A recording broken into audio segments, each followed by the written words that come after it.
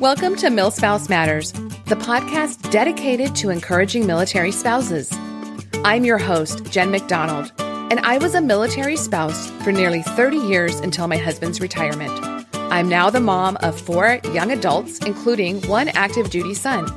I also wrote the book, You Are Not Alone, Encouragement for the Heart of a Military Spouse. Through my experiences, I came to believe that we're only stronger together. Whatever life is throwing your way as a military spouse, let's talk about it. So hello, everyone, and welcome to this quick tips episode. I get a lot of questions from listeners about different aspects of military life, and I thought it would be fun to do some shorter episodes where I answer those in a quick way and give you some actionable tips for your military spouse life. On this episode, we are answering a question from a listener about getting established at a new duty station, even if it's not a place you would have chosen to live or you don't think it's the greatest place. On episode 93, I talked about how to cope when you hate your duty station, so be sure and go check out that longer episode. But for now, let's talk about how to settle in when you've just arrived at a new duty station. After having the experience of over a dozen military-mandated relocations, I often say, a little bit tongue-in-cheek, that I only need 3 things to feel settled again after a move: a dentist, a hairstylist, and a church. That sounds really simplistic, but when I think about it, I realize they actually symbolize basic needs of belonging, a community, personal care, and friendships. They're the things that make me feel human. And while your 3 might be different from mine, I do think we're all looking for something similar when we're the new person: connection, familiarity, and ensuring that our spiritual, physical, and mental needs are taken care of. But sometimes things just don't click no matter how hard you try. So what do you do after the PCS dust settles? I have been there. I've lived in locations where I swore up and down I would never settle in, I would never find a real friend, never, ever, ever like it there. And I'll be honest, there's only been 1 duty station out of 13 where I wasn't completely sad to leave when the time came. And I think those are pretty good stats. And while our latest move was our final move with the military, I still had those same feelings. Well, how will I fit in? Will I ever know my way around? Will I find a good friend here or just get by?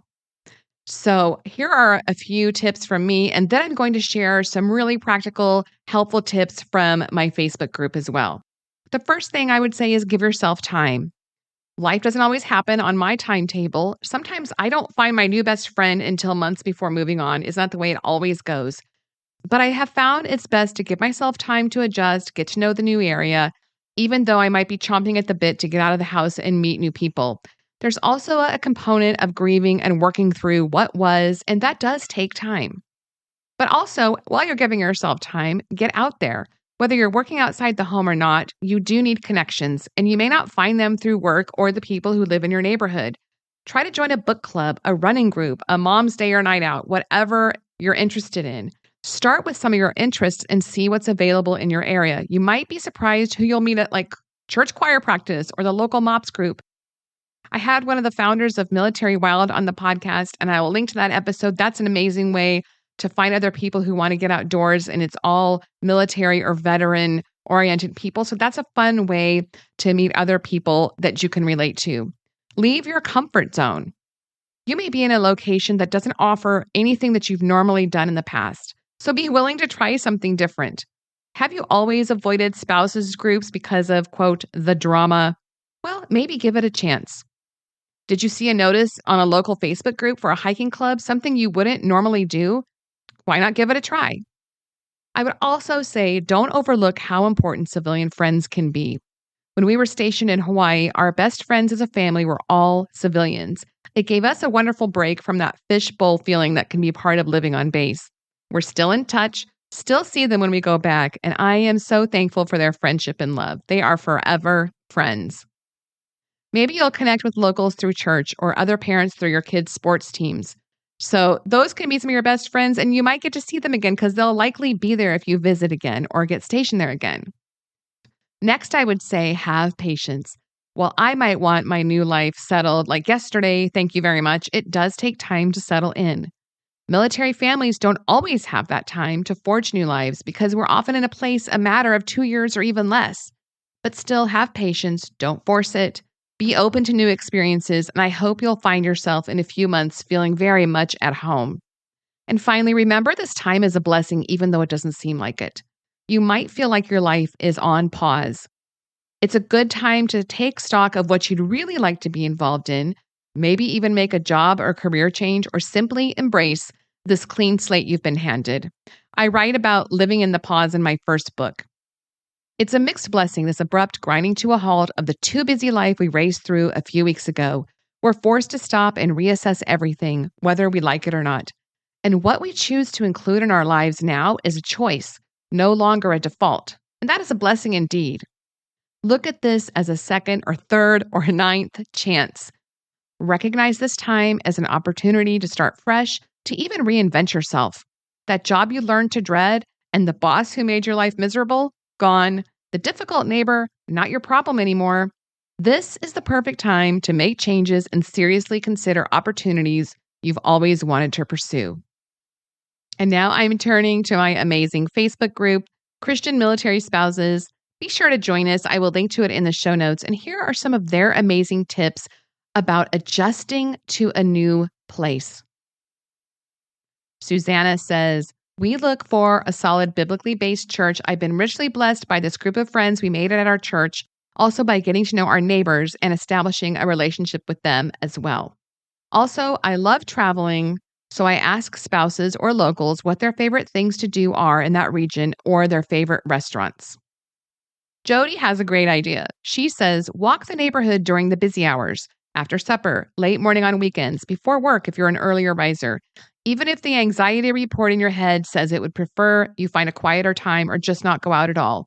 You don't have to be the super extrovert if that isn't your personality. Just be willing to nod or give a little wave if someone says hello. Practice a smile too, because heaven knows those get worn out in a move. She says, every season of courage has to start small. And I love that. And then I will add to that, do a little bit of work in your yard or pretend to. If you're not like somebody that enjoys working in your yard, you might run into somebody or somebody walk past or your neighbor come outside. So while you're pretending to putter around in your yard, you might have a conversation and meet someone new. Amy said, I moved a lot, every 2 to 3 years for my hubby, and moved every 3 or 4 years with my dad before. So she talks about finding her church that gives you a welcome feeling and being willing to visit different churches if you need to. And then she says, once a week, we would go out to try the foods and get my kids' opinions and walk around. Sometimes, depending on what season we were in, that was just around the block. Lisa said, our first thing was to set up the children's bedrooms, the kitchen, and a bathroom. Having familiar items in rooms helped. Then I would branch out to the community. We would go get library cards, go to the mall, and shop with the older kids. Finding a solid church was big on our to-do list, especially as our children got older. For me, finding a good hairstylist, that sounds familiar, was a big deal. When out and about, if I saw someone with a great haircut, I would ask who or where they went for cuts or highlights. Dasha says, I always try to keep in mind that God created the world and each new city, state, or country was a chance to explore God's creation. I tried not to think of myself as a country or city girl so I could keep an open mind. Don't get locked into what you have to have or do to be happy. Instead, explore what the place has to offer, knowing you can do your other stuff again someday. For example, love the ocean, but got orders to Kansas. Instead of mourning or being miserable every day that you can't hear the waves or watch the sunrise on the water, tell yourself, I've lived by the sea before. I'll live by the sea again. I just don't live by the sea now.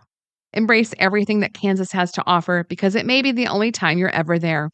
Don't put yourself or a place in a box. Instead of saying, I hate this place, find people who love it and try doing the things they do. Be open to learning and trying new things. Meet the locals, not just military families. Basically, it's all in the mindset. Acknowledge that it's different. Then determine that you're going to have fun. And that is great advice from a seasoned military spouse. And finally, Katie says, find a local women's Bible study. Every single one of my friends at my current station have been, even in very indirect ways, the result of the Bible study I joined a week after PCSing. So I hope these suggestions help you. I know that after the flurry and stress and excitement of sorting and getting ready for the move and everybody has settled in, that is usually the point that was the hardest for me. That point when everything settles down, I don't belong anywhere yet. I don't really know anybody yet beyond a casual hello to a neighbor. Just don't quite fit in yet. So hang in there if that's where you are. And if you've been through a PCS move, I would love to hear from you. What is your best settling in tip that might help someone else? Please reach out and let me know. And in the meantime, friends, remember, no matter where the military has placed you, you are brave, you are strong, and you have got this. Until next time, I hope you have a wonderful week, and I will talk to you soon. Thanks for listening to the MilSpouse Matters podcast. Connect with me at milspousematters.com or on social media as @milspousematters. You can find my book, You Are Not Alone, Encouragement for the Heart of a Military Spouse, on Amazon and other booksellers. Love the show? Please leave a 5-star review in whatever podcast player you're listening, and then share it with someone else who could use it too. Until next time, have a great week.